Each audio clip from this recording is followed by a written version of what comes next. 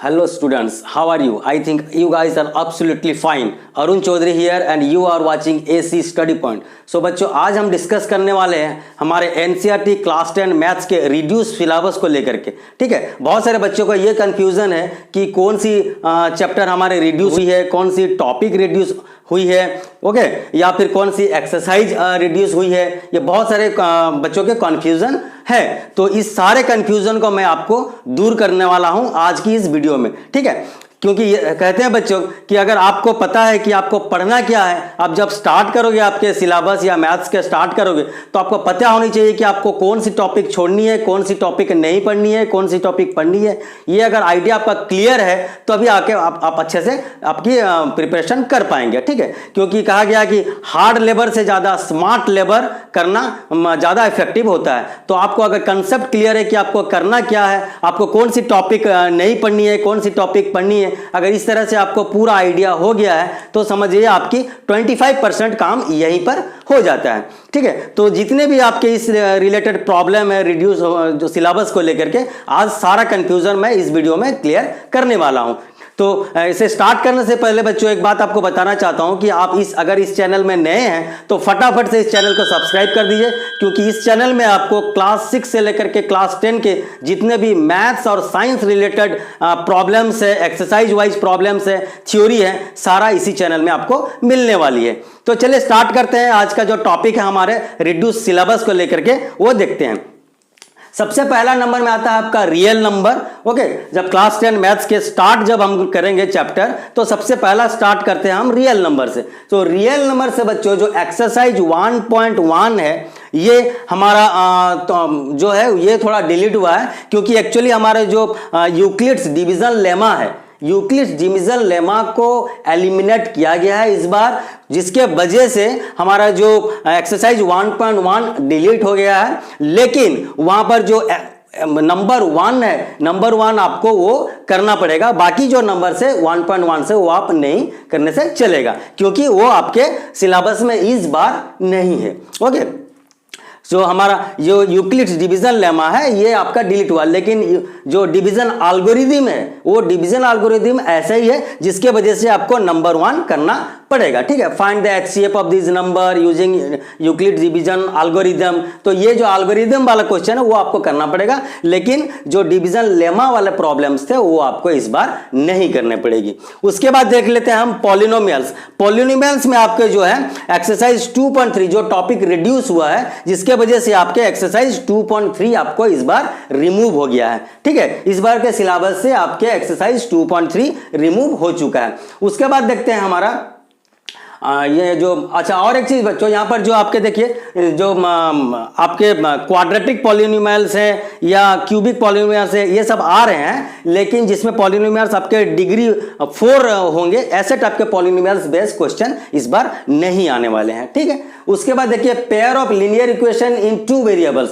Pair of linear equation in 2 variables के यहाँ पर जो आपके एक्सरसाइज 3.5 जो है वो रिमूव हुए। तो एक्सरसाइज 3.5 के नंबर 3 और 4 जो टॉपिक आपके रिड्यूस हुए हैं इस बार, एलिमिनेट हुए हैं, जिसके वजह से एक्सरसाइज 3.5 के नंबर 3 और 4 आपको नहीं करना, ये 2 नंबर रिड्यूस हुए हैं। जैसे यहां पर क्वेश्चन हो सकता है आपका फाइंड द क्या value of this pair of linear equation using the cross multiplication method. तो इस टाइप के जो है क्रॉस मल्टीप्लिकेशन मेथड वाले जो प्रॉब्लम्स हैं वो इस बार एग्जाम में नहीं आ रहे हैं। ठीक है, अब बाकी जितने भी आपके हैं वो आपके आएंगे। उसके बाद देख लेते हैं क्वाड्रेटिक इक्वेशन। क्वाड्रेटिक इक्वेशंस में बहुत सारे चीज रिड्यूस हुए हैं, टॉपिक रिड्यूस हुए हैं, जिसके वजह से आपके एक्सरसाइज 4.1 के नंबर 2, उसके बाद एक्सरसाइज 4.2 से नंबर 2, 3, 4, 5, 6 ये रिड्यूस हुए हैं। एक्सरसाइज 4.3 से नंबर 1 और नंबर 4 to 11 पूरा डिलीट हो गया है। उसके बाद एक्सरसाइज 4.4 से 3, 4, 5 ये रिमूव हुआ है। देखो बच्चों, ऐसे तो क्या क्या टॉपिक रिमूव हुआ है इसको आपको पीडीएफ तो आप डाउनलोड कर ही लेंगे, लेकिन मेरा एम यहां पर क्या है, आपको पर्टिकुलर कर देना कि कौन सी एक्सरसाइज से कौन सी टॉपिक रिड्यूस हुई है और वो टॉपिक के वजह से कौन सा आपका एक्सरसाइज जो है आपको नहीं करनी है। इस तरह के आपको अगर मैं एक्सरसाइज वाइज बता दूं तो आपको प्रिपरेशन करने में बहुत ईजी होगी। आपके टाइम भी सेव होंगे। अच्छा, तो क्वाड्रेटिक इक्वेशन से आपके ये सब चीज जो 4.1 से नंबर 2 है, 4.2 से 2, 3, 4, 5, 6 हैं, और 4.3 से नंबर 1, 4 उसके बाद आपके 4 to 11 ये वाले पार्ट पूरा 4 to 11 पूरा आपके नहीं है। उसके बाद एक्सरसाइज 4.4 से नंबर 3, 4, 5 ये सारे चीज इस बार सीबीएसई ने रिमूव किया है। आपके एक्चुअली 30% सिलेबस को रिड्यूस करना था। सीबीएसई के जो उनके मुताबिक आपके 3 मंथ्स पेंडेमिक सिचुएशन के वजह से 3 मंथ्स हैम्पर हुआ है आपके स्टडी। तो 3 मंथ्स को अगर हम देखें तो 25% 30% रिड्यूस सिलेबस उन्होंने किया है। ओके, उसके बाद हम देखते हैं एरिथमेटिक प्रोग्रेशन, जो एपी वाले क्वेश्चन से एरिथमेटिक प्रोग्रेशन से, इसमें से आपको देख लीजिए आपके एक्सरसाइज 5.3 में 15 से लेकर 20 नंबर तक आपके वो वाला जो पोर्शन को कट किया गया। ऐसे एक्सरसाइज 5.1 5.2 के सारे टॉपिक, सारे एक्सरसाइज के नंबर्स आपको करने हैं, लेकिन 5.3 से भी आपको नंबर 1 से 14 करनी है। उसके बाद 15 से 20 ये पार्ट को आप स्किप कर सकते हैं। उसके बाद एक्सरसाइज 5.4 पूरा ही रिमूव हो चुका है। कौन सा? एरिथमेटिक प्रोग्रेशन से, एपी वाले जो क्वेश्चन से। उसके बाद देखिए ट्राइंगल्स चैप्टर, ट्राइंगल्स भी एक बहुत इंपॉर्टेंट चैप्टर है, आपके क्लास 9 में भी आप पढ़े थे इसमें से। तो ट्राइंगल्स से आपका क्या हुआ, 6.4 जो है वो पूरा रिमूव कर दिया गया है। 6.5 से नंबर 1 और नंबर 17 जो आपके टॉपिक यहां से जो डिलीट किया गया, जिसके वजह से आपके एक्सरसाइज 6.4 पूरा ही रिमूव हो चुका है। एक्सरसाइज 6.5 के नंबर 1 और नंबर 17 इस बार एग्जाम में आने वाले नहीं, आपके बोर्ड पेपर में यहां से क्वेश्चन नहीं आएंगे। ठीक है, उसके बाद और एक चीज बच्चों आपको मैं बताना चाहता हूं, जो भी यहां पर टॉपिक आपके रिड्यूस हुआ है या जो भी चैप्टर यहां पर माइनस किया गया, चैप्टर तो ऑलमोस्ट कोई भी चैप्टर यहां पर माइनस नहीं हुआ है। आपके क्लास 9 में लगभग 3 चैप्टर रिड्यूस हुए हैं, लेकिन क्लास 10 में कोई भी चैप्टर रिड्यूस टोटली ओमिट नहीं हुआ है, क्योंकि ये बहुत ही इंपॉर्टेंट है। क्योंकि बच्चे इसके बाद में कॉम्पिटिटिव एग्जाम के भी प्रिपेयर करते हैं, क्योंकि उनको हायर एजुकेशन के लिए फिर और जो ओलंपियाड है, एनएसटी एससी एग्जाम है, और भी कॉम्पिटिटिव एग्जाम्स है, ये सब भी देनी रहती है। इसलिए बोर्ड ने सारे चैप्टर को रखा है, लेकिन उनके कुछ पार्ट को डिलीट किया। बट क्लास 9 में कुछ चैप्टर टोटली डिलीट हो गए हैं, क्योंकि क्लास 10 बहुत इंपॉर्टेंट होता है, कोई भी चैप्टर फुल्ली रिमूव नहीं हुआ है। अच्छा, उसके बाद देखते हैं हम कोऑर्डिनेट ज्योमेट्री।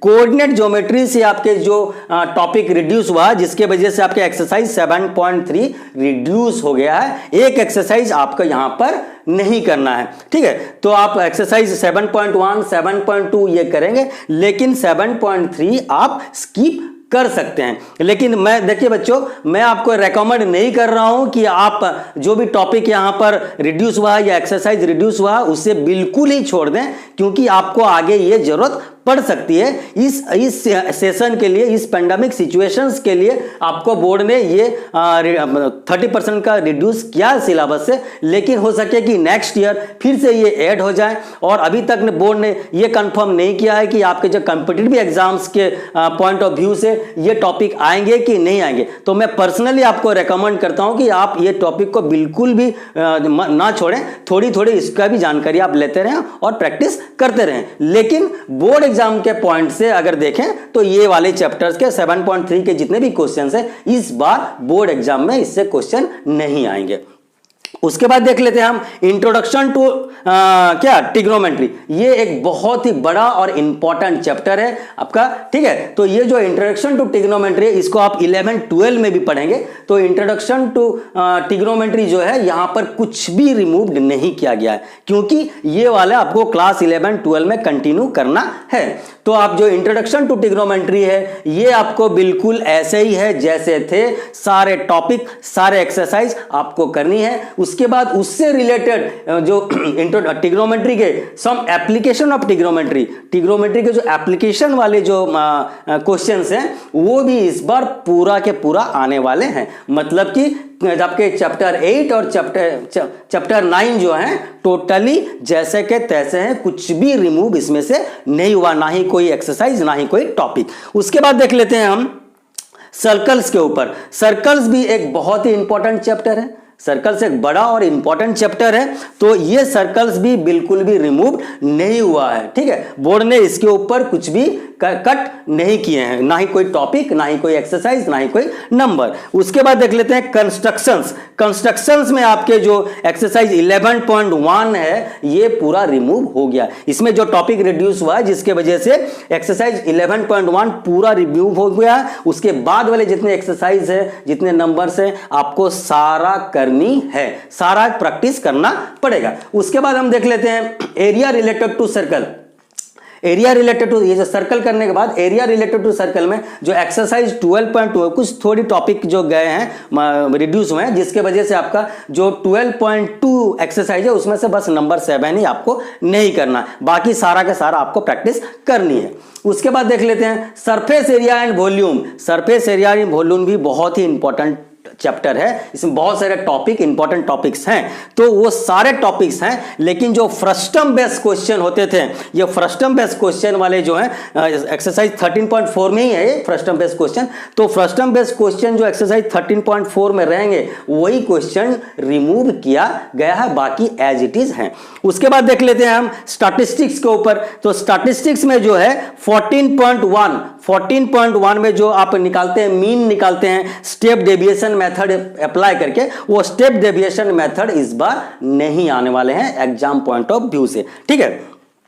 उसके बाद आपके यहां पर देखते हैं एक्सरसाइज 14.4 पूरा ही रिमूव हो गया है, क्योंकि वो जो 14.4 का जो टॉपिक गया है वो ओजाइब वाला जो प्रॉब्लम्स आता था, ड्रॉ द ओजाइब, इसके ऐसे टाइप के जो क्वेश्चंस आते थे बोर्ड में, वो वाले क्वेश्चन इस बार नहीं आएंगे, ओजाइब ड्रॉ करना नहीं है, जिसके वजह से आपको 14.4 जो है वो टोटली रिमूव हो गया है।